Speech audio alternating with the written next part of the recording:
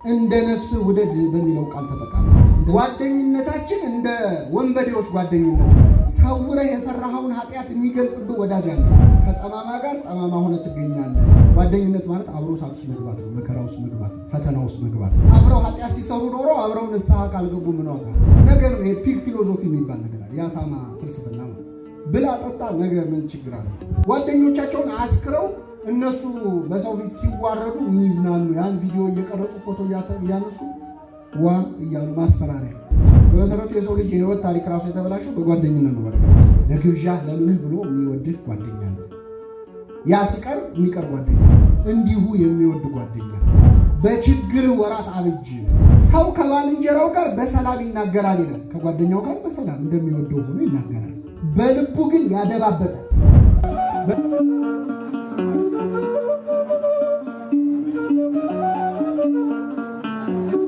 አብ ወወልድ ወመንፈስ ቅዱስ አሐዱ አምላክ አሜን። ክርስትናና ጓደኝነት በሚል ርዕስ ነው የምንማረው። ባልንጀርነትን በክርስትና ዓይን እንዴት እናየዋለን የሚለውን እንመለከታለን። ሉቃስ 10:20 ላይ ባልንጀራዬ ማን ነው ብሎ አንድ ትዕቢተኛ ሰው የተናገረው ቃል አለ። እሱ በእርግጥ ጓደኛዬ ማን ነው ብሎ ለኔ የሚመጥን ሰው ከየት ይገኛል አይነት ነገር ነው፣ ፉከራ ነው። ግን ክርስቶስ በሰጠው መልስ የፈለገውንም ክብር አልሰጠውም። የበለጠ እንደውም መዘበቻ እንዲሆን ያ ታሪክ እሱን የሚወቅስ እንደሆነ አድርጎ ነው የተናገረበት። ግን እንደ ክርስትና ምን አይነት ባልንጀራ ነው ያለው? አሁን ጓደኞቻችሁ እያሰባችሁ እንዳትሰሩት አደራችሁ። እኔ ምን አይነት ጓደኛ ነኝ የሚለውን ለማየት ግን በጣም ይጠቅመናል። የመጀመሪያው እንዲሁ የሚወድ ጓደኛ፣ እንዲሁ ምንም ወይም በሌላ ቋንቋ ምንም ሳይሻ የሚወድ ጓደኛ፣ የሆነ ነገር ሳይፈልግ የሚወድ ጓደኛ። ያ በጣም በጣም የመጀመሪያው የጓደኝነት መገለጫ ነው። እስቲ መጽሐፈ ሲራክ እንደዚህ ድንቅ ቃል ተናግሯል። ላንብብላችሁ። ወዳጅ ባበጀህ ጊዜ ይላል፣ ጓደኛ ባበጀህ ጊዜ በችግር ወራት አብጅ ይላል። በምን ወራት? የችግር ሰሞን ጓደኛ ያዝ። ጓደኛ ስትይዝ ወረተኛና ለጥቂት ቀን የሚሆን ወዳጅ አለ። በመከራ ቀን ከአንተ ጋር መከራን አይታገስም። ስለ ማዕድህም የሚወድ ወዳጅ አለ። እርሱም ከአንተ ጋር አይኖርም። ከተቸገርክ በኋላ ይለያል። በተሾምክ ጊዜ ደግሞ የሚሆን ወዳጅ አለ። ስትሾም ስትሸለም እንዳንተ ይሆናል። ቤተሰብህንም ሁሉ ይገዛል ይላል ሲራክ ከ6 እስከ 10 ድረስ ከ7 እስከ 10 ማለት ነው። ምዕራፍ 6 ከቁጥር 7 እስከ 10 ድረስ። እዚህ ውስጥ በጣም ብዙ የታመቁ ቁም ነገሮች አሉ። ኮንዲሽናል ላቭ ማለት በምክንያት መውደድ። መቼስ እኛ እውነት ለመናገር በጠቅላላው ሰው የምንወድበት የሆነ ምክንያት አለ። የላችሁ? እንዲሁ የወደደን ማምቻ ዓለሙን እንዲሁ እኛ እንዲሁ አልወድ እንዲሁ ግን ጠላ አጥሩ እኔ ምንም እንዲሁ ሰዓት ደስ አትልም የምንለው በጣም የሚገርም እኮ አስተሳሰብ ነው። እንዲሁ የወደደንን አምላክ እያመለክን እንዲሁ የምንጠላቸው ሰው ዝም ብሎ ያዩ ቀለም አላማረኝ። በተለይ ደግሞ በኋላ ክፉ ነገር ከተገኘበት እኮ ትከሻዬ እኮ ነግሮኛል ቀድሞ ይላል። ይሄ ማለት ምክንያት ሳይኖር መጥላት። ምክንያት ሳይኖር ደግሞ መጥላት ከጀመርክ የሆነ ሰው ምክንያት ማግኘት አይቀርም። ምክንያቱም አረንጓዴ መነጽር ያደረገ ሰው የሚያየው ነገር ሁሉ ምንድን ነው? ከጠላኸው የምጠላበት ምክንያት ስትሰበስብ ትውላለህ። እኔ እኮ ጠልቼው አይደለም ብዙ ችግር አለበት እያለ ከዛ በኋላ ታጠራቅመዋለህ። ህሊና ዝም ብዬ ጠላሁት የሚለውን ላለመቀበል ሲል ምክንያት ሲሰበስብ ይውላል። ጓደኛ ግን ይላል ጠቢቡ ሲራክ ምን አይነት ጓደኛ ነው? ምክንያት የሌለው ጓደኛ። ለዚህ ነው ጓደኞች የሆነ ነገር ፈልገው ጓደኛ እንዳይሆኑ ከፈለክ በችግር ወራት ጓደኛ አብጅ ይላል። ባገኘህ ጊዜ አይደለም፣ በተሾምክ ጊዜ አይደለም፣ ዝነኛ በሆንክ ጊዜ አይደለም፣ በከበርክ ጊዜ አይደለም፣ በችግር ወራት ምንም በሌለ ሰዓት ጓደኛ ሊኖር ይችላል። ወይም ደግሞ ምንም በሌለ ሰዓት የያዝከውን ጓደኛ ይዘህ ብትዘልቅ ጥሩ ነው እያሉ ጠሉ ሲላል። ወረተኛ ጓደኛ አለ፣ ለጥቂት ጊዜ የሚሆን ጓደኛ አለ፣ በመከራ ቀን ከአንተ ጋር የማይሆን ማለት ነው። ስለ ማዕድ የሚወድህ ጓደኛ አለ፣ አብረው እንድትበላ እንድትጠጣ የሚፈልግ ለግብዣ ለምንህ ብሎ የሚወድህ ጓደኛ አለ። ያ ሲቀር የሚቀር ጓደኛ ነው። በተሾምክ ጊዜ ደግሞ በጣም ይገርማቸዋል። በተሾምክ ጊዜ ደግሞ ጓደኛ ይሆናል፣ እሱ ደግሞ እንዳንተ ይሆናል ይላል። በደንብ አስተውሉ። እንደማይሆነ ጓደኞቻቸው ሲሾሙ ኩፍስ የሚሉ ሰዎች እስቲ ምን አገናኝቷቸው?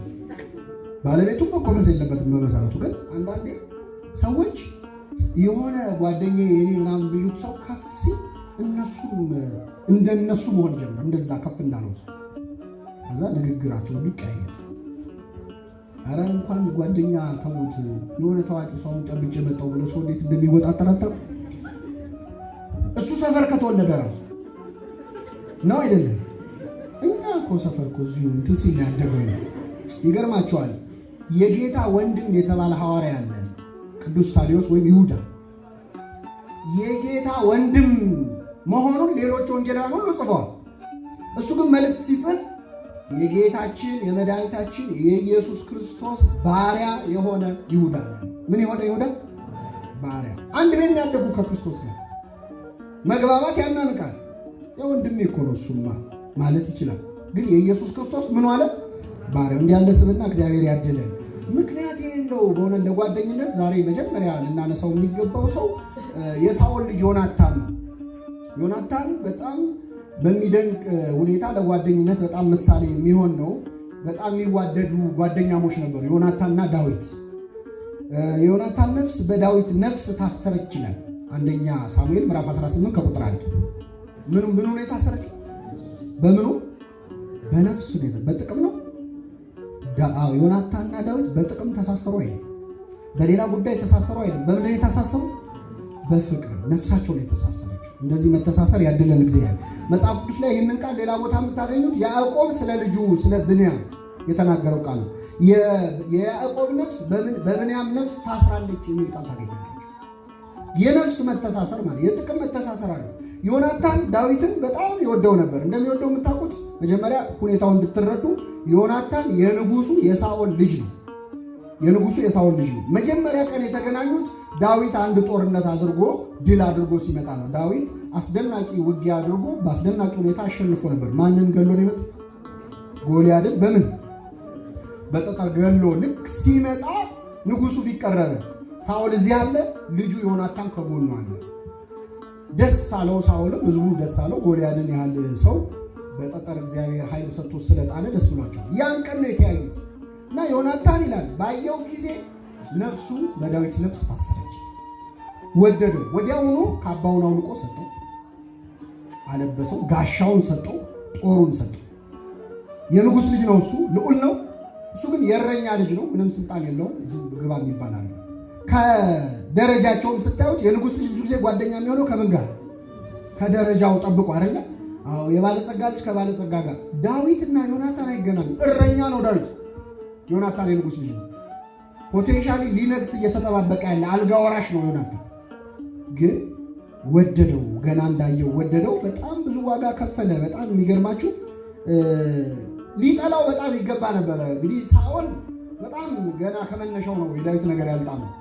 ለምንድን ነው ካላችሁ፣ ልክ ጎልያድን ድል ነስቶ ሲመጣ ሴቶች መዝሙር ዘመሩ፣ ዘፈን ዘፈኑ። ያው መዝሙር ላድርገው ብዬ ምንድን ነው የሚለው? ሳኦል ሺህ ገደለ፣ ዳዊት እልፍ ገደለ፣ 10 ሺህ ገደለ። እቺ መዝሙር በጣም አስቸጋሪ መዝሙር ነች በነገራችን። ከዛ በኋላ የዳዊትን ሕይወት ብልሽ ሽት ነው ያደረገችው። አንዳንዴ ሰዎችን በማወደስ ምክንያት አመስጋኝ አማሳኝ ይባላል። በሩሲ አመስጋኝ አማሳኝ። አማሳኝ ማለት አጥፊ ማለት ምን መሰላችሁ? የሆነ ሰው በማመስገን እንዲጠላ ማድረግ ይቻላል። እኔ አንዳንዴ ሰዎች ሲያመሰግኑ ዝም ብሎ ማመስገን እየተቻለ፣ በተለይ ሀገር ምንም ነገርን ስናመሰግን ሌላ ነገር ካላጣጣለን አንችል። እንደሱ ያለ የለም ከዚህ በፊት ምን አለ። ስለዚህ ከዚህ በፊት ያሉት ሁሉ ያንን ሰው ምን ይሉታል? ምን አለ ጥሩ ነው ብትሉ ዝም ብሎ። እኔ በዓልም ሁሉ እኮ ነው በነገራችን የዛሬው በዓል እስከ ዛሬ ከተከበሩት በዓሎች ሁሉ ምን ያለ ነው? ምን አለ በዓሎቹ እንኳን ባናፎካከራቸው በቃ ጥሩ ነው አይባልም። እና አንድን ነገር ለማብራት ሌላውን ማጥፋት ያስፈልጋል? አያስፈልግም። ዝም ብለው ዳዊት እልፍ ገደለ ብቻ ብለው ቢዘምሩ ጥሩ ነበር። ግን ሳኦል ሺህ ገደለ የሚል ቃል ጨመሩ። ሰው ሲመሰገን ሰምቶ ከሱ የበለጠ ከፍ ሲደረግ ሰምቶ ምንም አይነት ስሜት አለመሰማት ደግሞ በጣም ራስን የማወቅ የሆነ ደረጃ ይፈልጋል። ሳኦል ደግሞ እንኳን ራሱን ሊያውቅ የተረበሸ ሰው፣ ርኩስ መንፈስ የሚጫወትበት፣ ንግስናው በጣም በመንገሱ ኮንፊደንስ ያልነበረው ሰው 30 ጊዜ ነው የሚቀበው። አንዴ ዕጣ ይወጣለታል፣ አንዴ ሰው ተሰብስቦ ይነገርለታል። አህያ ጠፍቶበት ሲፈልግ ነው መጥቶ የተሾመው። እግዚአብሔርም ብዙ ደስ ብሎት እንዳልሾመው ያውቃል። የተበጠበጠ ህይወት ያለው ሰው ነው። እንዲሁም ደስተኛ አይደለም እንኳን የዳዊት መዝሙር ተጨምሮ። ስለዚህ ጠላው፣ ሊገለው ይፈልግ ነበር። በደንብ ማስተዋል ያለባችሁ ሳኦል ከነገሰ በኋላ ሲሞት በፈንታው የሚነግሰው ማን ነው? አቤት ዮናታን፣ ቀጣዩ ንጉሥ። ዮናታን ግን ዳዊትን ይወደው ነበር። ልጥላቢን ከዮናታን የተሻለ ዳዊትን ለመጥላት በቂ ምክንያት ያለው ሰው።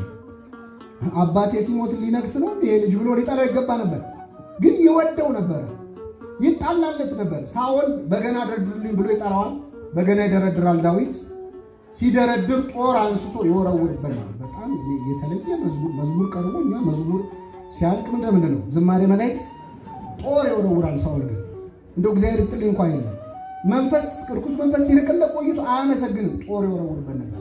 ዮናታን ግን ከአባቱ ጋር ይከራከር ነበር። እንዴት? ምን አረገ? ምን አጠፋል? እንዲህ አድርጎ ከክፉ ነገር አላዳነንም? እግዚአብሔር በሱ እጅ ይህንን ስራ አልሰራም እያለ ወንድሙን ማነው ጓደኛውን ዳዊትን ይከራከርልን ነበር። ከመበሳጨቱ ብዛት በጣም የሚገርማችሁ አባቱ ሊገለው ሁሉ ዮናታን ላይም ጦር ወርውሮለት ነበር። እንዴት አንተ ለዚህ ለእሴይ ልጅ ደግፈህ እንዲህ ትላለህ ብሎ ሊገለው ሁሉ ተነስቶበት ነበር። ከወንድሙ በላይ ግን ከአባቱ በላይ ለጓደኛው ለዳዊት ትልቅ ቦታ ይሰጥ ነበር። እንደዚህ ያለውን ፍቅር እግዚአብሔር ለሁላችን ያድለን። በጣም ይገርማችሁ የተለያዩበትን መንገድ በጣም ያሳዝናል። አባቴ ሊገልህ ነውና ሽሽ እያለ መልእክተኛ ይልክልን ነበር። ኮድ ይለዋወጡ ነበር። ዮናታን ዳዊትን ለመታደግ ብዙ ጥረት አድርጓል።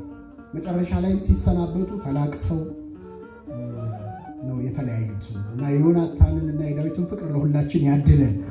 ዮናታን መውደዱ ብቻ ዳዊትን በጣም ይወደው ነበር። ዳዊትን እንደሚወደው አንደኛ ሳሙኤል ምዕራፍ 1 ከቁጥር 29 ላይ እንደዚህ ነው። ወንድሜ ዮናታን ሆይ እኔ ስለ አንተ እጨነቃለሁ። የሞተ ጊዜ እያለቀሰ ነው ዳዊት፣ ሙሾ እያወረደ ነው። ዮናታን ሞተ ብለው ሲነግሩት አዘነ፣ አለቀሰ፣ እንዲህ አለ፣ ወንድሜ ዮናታን ሆይ እኔ ስለ አንተ እጨነቃለሁ። በእኔ ዘንድ ውድህ እጅግ የተለየ ነበር። ከሴት ፍቅር ይልቅ ፍቅርህ ለእኔ ግሩም ነበር። ከምን ፍቅር ይልቅ? ከሴት ፍቅር ይልቅ። አንደኛ ዳዊት የረባም የጋብቻ ህይወት ስላልነበረው፣ የረባ የፍቅር ህይወትም ስላልነበረው ትክክለኛ ንጹህ የሆነ ታማኝ የሆነ ፍቅርን ያገኘው ከማን ነበር? ከዮናታን ስለነበር ከሴት ፍቅር ይልቅ ፍቅርን ምን ያለ ነው?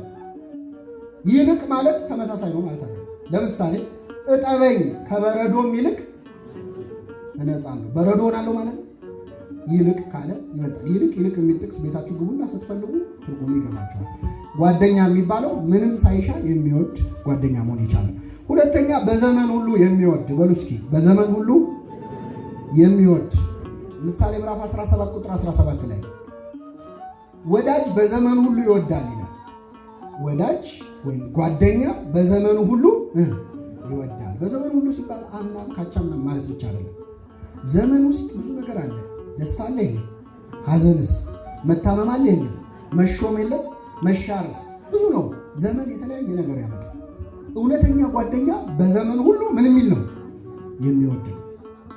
በማግኘት ጊዜም የሚወድ፣ በማጣትም ጊዜ የሚወድ፣ በታመምክ ጊዜ የሚወድህ፣ ደግሞ ጤነኛ በሆንክ ጊዜ የሚወድ፣ እጅ ላይ ምንም ገንዘብ በሌለ ሰዓትም ባለ ሰዓትም የሚወድህ የተመሰገነ ጓደኛ ይባላል። በሐዘን ጊዜ የመጀመሪያው በሐዘን ጊዜ መውደድ ነው። በጣም በሐዘን ጊዜ ብዙ ጊዜ ጓደኝነቱ የሚለየው ሐዘን ችግር ሲመጣ ስንታመም የሆነ ነገር ሲደርስብን ነው። ለዚህ አይነተኛው ምሳሌ መድኃኒታችን ኢየሱስ ክርስቶስ ነው። ክርስቶስ 12 ጓደኞች ነበሩት። ዓርብ ዕለት ግን ነበሩ ከዮሐንስ በስተቀር አንድ ሰው ነበር። አልቦ ዘመድ ጊዜ ተዋርዶ ባለቅኔው በመዋረድ ቀን የለም ዘመድ ብለው ተቀኝተዋል። ሁሉም ሸሹ። ጴጥሮስም አላውቀውም ማለት፣ ይሁዳም ሸጠው፣ ሌሎቹም እግሬ አውጪኝ ብለው ሸሹ። በውርደት ቀን ስትሰደብ ዘመድ የለም። ሆሳዕና በአርያም እየተባለ ሲዘመርለት አጅበውታል። ይሰቀል ሲባል ግን የለም። ትክክለኛ ጓደኛ የሚባለው በማጣት ውስጥ በችግር ውስጥ ዘመድ መሆን የቻለ ነው። እስቲ እነዚህ ጥቅሶች ያቸው። አብዛኞቹ ዛሬ የምንማራቸው ትምህርቶች ቃል በቃል መጽሐፍ ቅዱስ ላይ ያሉት ብቻ ናቸው። መጽሐፍ ቅዱስ ጓደኝነትን በጣም ያብራራ መጽሐፍ ስለሆነ ላንብብላችሁ። ወዳጆቼ ባልንጀሮቼም ከቁስሌ ገለል ብለው ቆሙ ይላል። ከምኔ? ከቁስሌ። ጓደኛ ሆኖ ከቁስሌ ገለል ብሎ ይቆማል። ሊትራሊ ቁስል ብቻ ላይሆን ይችላል። ከድክመትህ፣ ከውድቀትህ፣ ከማጣትህ፣ ከችግርህ የሚሸሹ የሚርቁ ጓደኞች አሉ። ነቢየ እግዚአብሔር ዳዊት ከቁስሌ ገለል ብለው ቆሙ፣ ዘመዶቼም ርቀውኝ ቆሙ ይላል።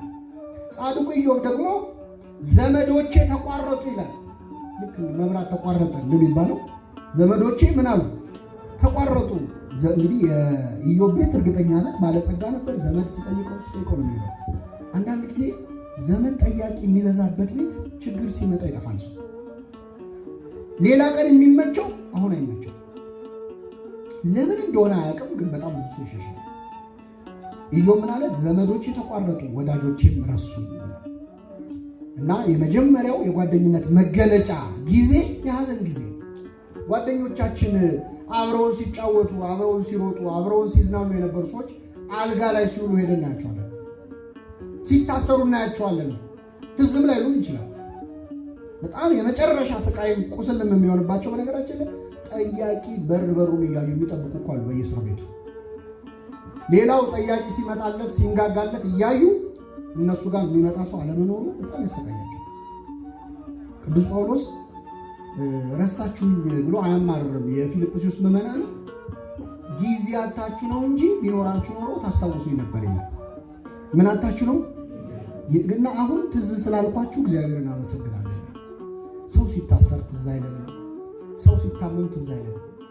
አንዳንዴ ይኸውላችሁ ጓደኞቻችን ላይ የሆነ ችግር ሲገጥም አብሮ ማዘንን የመሰለ ውለታ አለ የለም።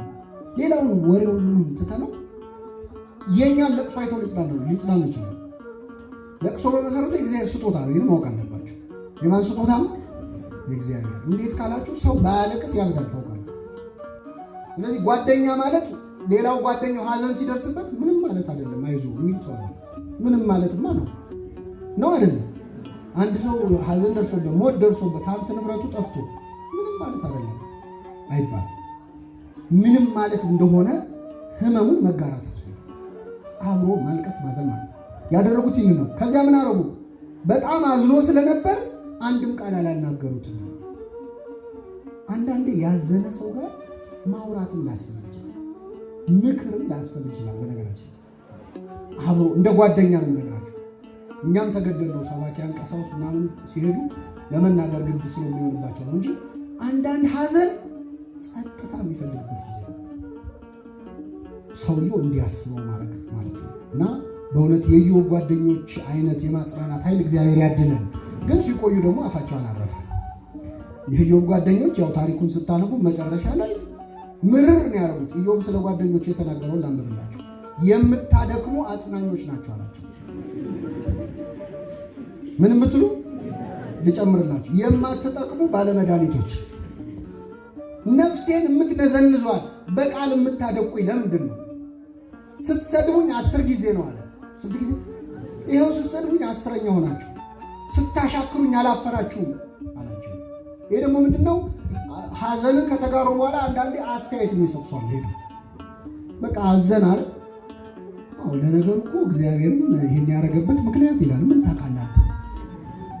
የሚገርማችሁ በጣም ይችን ነገር አደራ እንዳትረሷት። መጽሐፈ ኢዮብ ላይ ረጅም ክርክር ታገኛላችሁ በኢዮብና በጓደኞቹ ማለት። ጓደኞቹ ለእግዚአብሔር ወግነው ነው የሚከራከሩት። ለምን?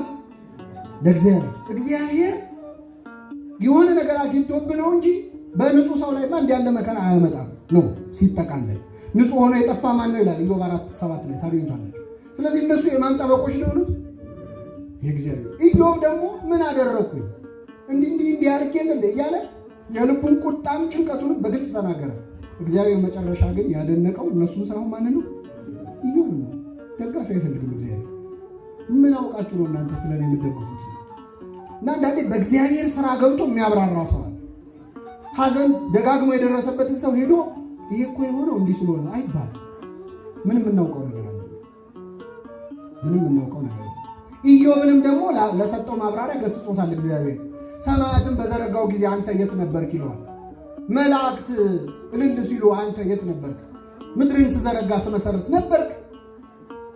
ደመና ቤት እንደሚገባ እንደሚወጣ ዝናብ ቤት ታውቃለህ? ምን ታውቃለህ ይለዋል እግዚአብሔር። ስለ እንስሳት ሁሉ እየጠቀሰ ስለዚህ ምንም እውቀት የለም ዝም በል እና መጨረሻ ላይ ይገስጻቸዋል። እንደ ባሪያ እንደ ኢዮብ መልካም ስላልተናገራችሁ ቁጣዬ በእናንተ ላይ ነዷል፣ ኢዮብ ይጸልይ እንጂ አለዚያ ይቅር አልላችሁም ማለት ኢዮብ ስለነሱ አማለደ፣ እግዚአብሔርም ይቅር አላቸው ይላል። ያም ሆነ በጣም በጥሩ ልንጠቅሳቸው ይችላል። ማለት ከጓደኛ ጋር አብሮ ማልቀስ አብሮ ማዘን ነው የመጀመሪያው በዘመን ሁሉ የመውደድ መገለጫ ነው። ሁለተኛው ደስታን መካፈል ያስፈልጋል። ጓደኛ ሀዘንን ብቻ ሳይሆን ምንም መካፈል አለበት፣ ደስታን መካፈል አለበት። አንዳንዴ ሀዘን ላይ በጣም ጥሩ የሆኑ ጓደኞች ደስታ ላይ ይገኛሉ። ማለት ሀዘናችን ላይ በጣም ያጽናኑን አብረውን የሚከርሙ ሰዎች የደስታችን ቀን የማይመጡ አሉ። ግን መጽሐፍ ቅዱስ በትክክል ያሳሰበን ከሚያዝኑ ጋር በሉት እዘኑ፣ ደስ ከሚለቸው ጋር ደስ ይበላችሁ። ስለዚህ አብሮ መደሰትም አንዱ ክርስትና ነው።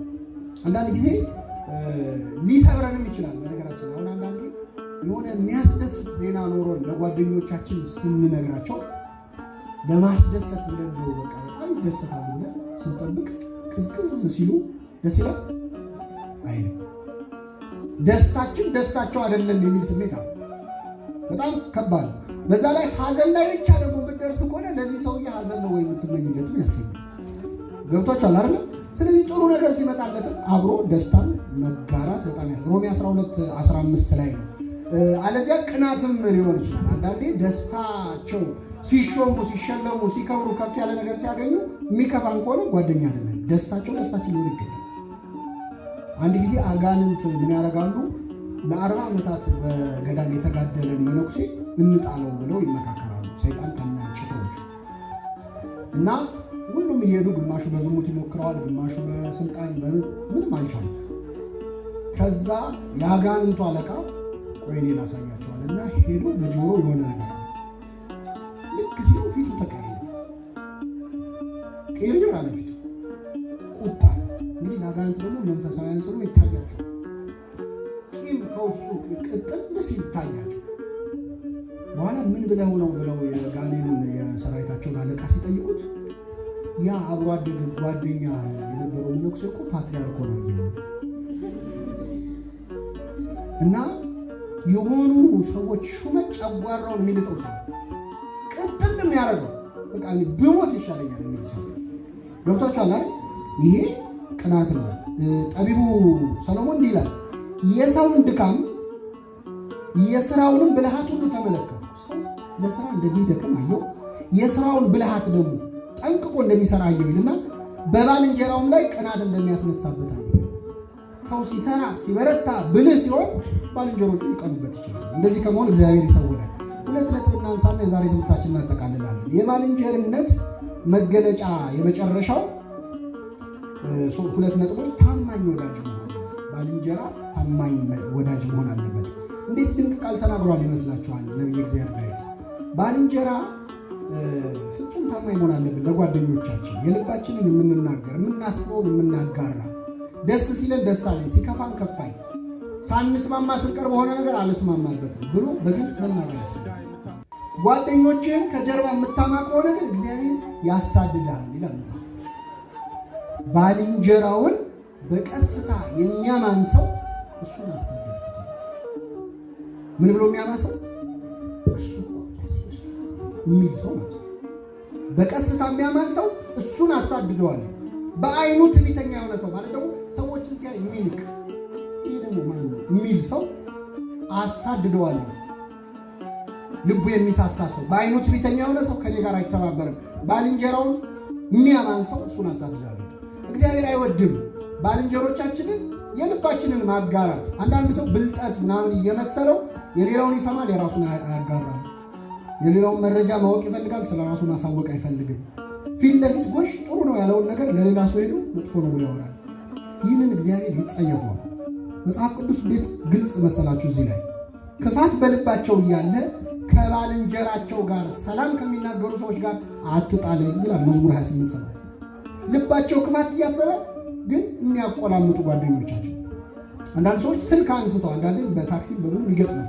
ሰው ያነሳና ናፍቀሽኝ ሳስብሽ ምናምን ብሎ አውርቶ ሲዘጋው ምን ትመስላለች ካለ ክፉ ነገር ስለዛ ሰው ካወራ እንኳን እግዚአብሔር እዛ ታክሲ ውስጥ ያለ ሰው ያያል ይጸየፋል። ይሄን ያልቀሰብኩ በጣም የሚገርም ጥቅስ ላንብብላችሁ።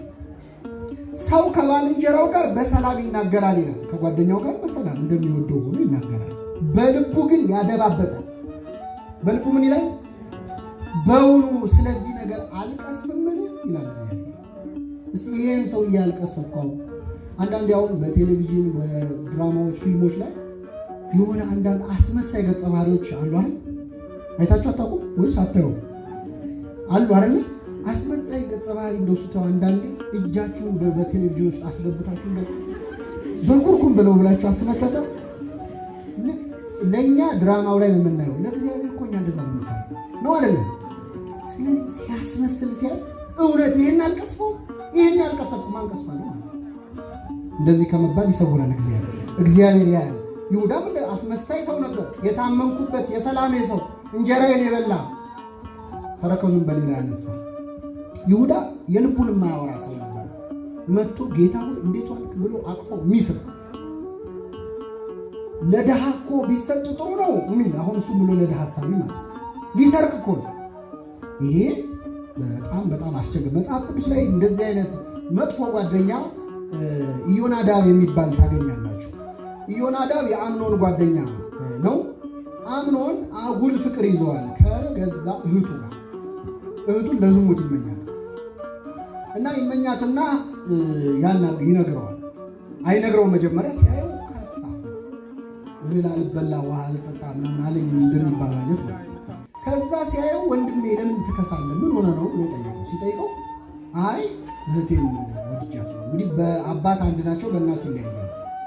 አቤሴሎም ግን በአባትም በእናትም አንድ ነበረች።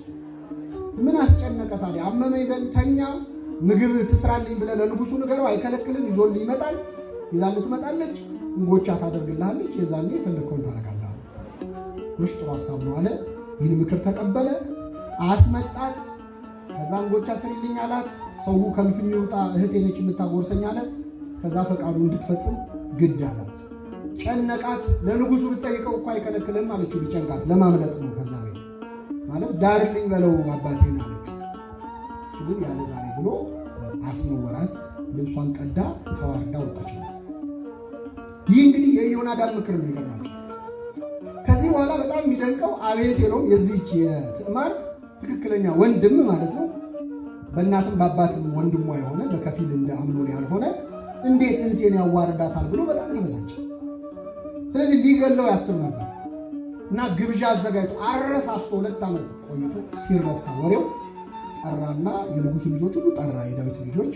እዛ ግብዣ መሃል ለካ ሴራ ሰርቷል። አምኖን እንዲገደል በገዛ ወንድሙ በአቤሴሎም ትእዛዝ ተገደለ ማለት። ይህ ሁሉ ሲሆን ኢዮናዳብ ቤተ መንግስት ነው ያለው፣ ዳዊት ጋር ነው ያለው። ከዛ አንድ ወሬ አቀባይ ሰው እየሮጠ መጣና ኧረ ወንድሜ የንጉሱ ልጆች ሁሉ እኮ ተገለዋል አለቁ ብሎ ተናገረ። የተገደለው ግን የንጉሱ ልጆች ናቸው። ስንት ሰው? አንድ ሰው። ኢዮናዳብ እዛ ቆሞ አይ አምኖን ብቻ ነው የሞተው፣ አይዞህ አትደንግጥ ይላል ንጉሱ። አምኖን ነው የሞተው፣ ምክንያቱም አቤሴሎም እህቴን ደፈረ ብሎ ቂም ይዞበት ቆይቷል እና አምኖን ነው የሞተው አለ። ይህን ካለ በኋላ የንጉሱ ልጆች መጡ። ከዛ ሲመጡ ወንድማቸው ተገሏል እያለቀሱ፣ ሌሎቹ ልጆች እያለቀሱ ማቅ ለብሰው ሲመጡ ኢዮናዳብ እዛ ቆሞ አላልኩ የሞተው ማን ብቻ ነው? እግዚአብሔር ያሳያችሁ። አምኖን እስከ ሞት ያደረሰውን ክፉ ነገር እንዲሰራ ምክር የሰጠው ማን? ራሱ። አላለቀሰም። ታሪኩ ላይ ስታነቡት ወይኔ ወንድሜ እንኳን አላለ። ማቅ ሲለብሱ አላልኩ እያለው እኮ ቀድሜ እያለ ጭራሽ የሟሹን ነገር ይናገራል። እና የወንድሞቻቸው ከጎን እንደ ወዳጅ እንደ እንትን ሆነው ግን የወንድሞቻቸውን ክፋት የሚመኙ ሰዎች ታማኝ ወዳጅ አይሰኙም። ታማኝ ወዳጅ ለመሆን ያብቃል። የመጨረሻው ክርስቲያናዊ ጓደኝነት መከባበር ነው። አንዳንዴ ጓደኛ መሆን ማለት መናነቅ የሚመስለው ሰው እንደዛ አይደለም። መጽሐፍ ቅዱስ ሮሜ 12 ከቁጥር 10 ላይ በወንድማማች መዋደድ ተዋደዱ። እስኪ በሉ ምን በሉ? ተዋደዱ ይልና እርስ በርሳችሁ ተከባበሩ። መዋደድ ብቻ ሳይሆን ጓደኝነት ምንድን ነው? መከባበር። ጓደኛ ማለት እንደፈለክ የምትሰድበው ማለት ነው።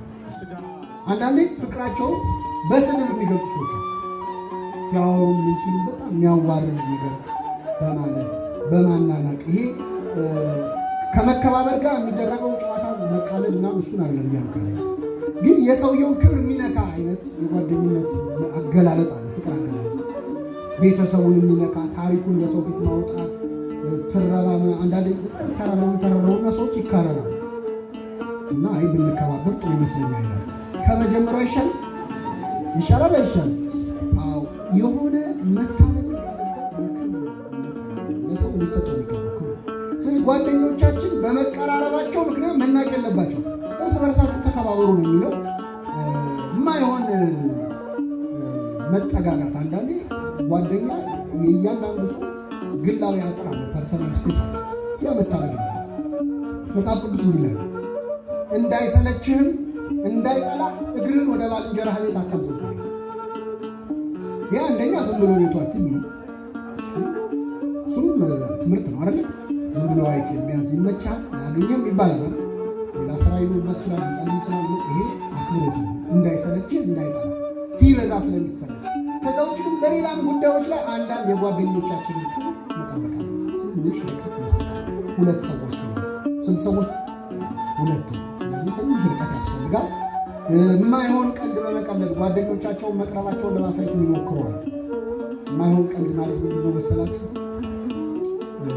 እንግዲህ እናንተ ታውቁት እንግዲህ የማይሆን ጓደኛሞች ፍቅራቸውን ለመግለጽ ጓደኛቸውን ክብር የሚነካ ጓደኞቻቸውን በሰው ፊት መሳቂያ የሚያደርጉ ነገሮች። መጽሐፍ ቅዱስ በጣም ድንቅ መጽሐፍ ነው። እንዲህ ይላል እርቃኑን ለማየት ይላል ኀፍረተ ሥጋውን ለማየት ባልንጀራውን የሚያጠጣ ክፉም ለሚጨምርበትና ለሚያሰክረው ሰው ወዮለት።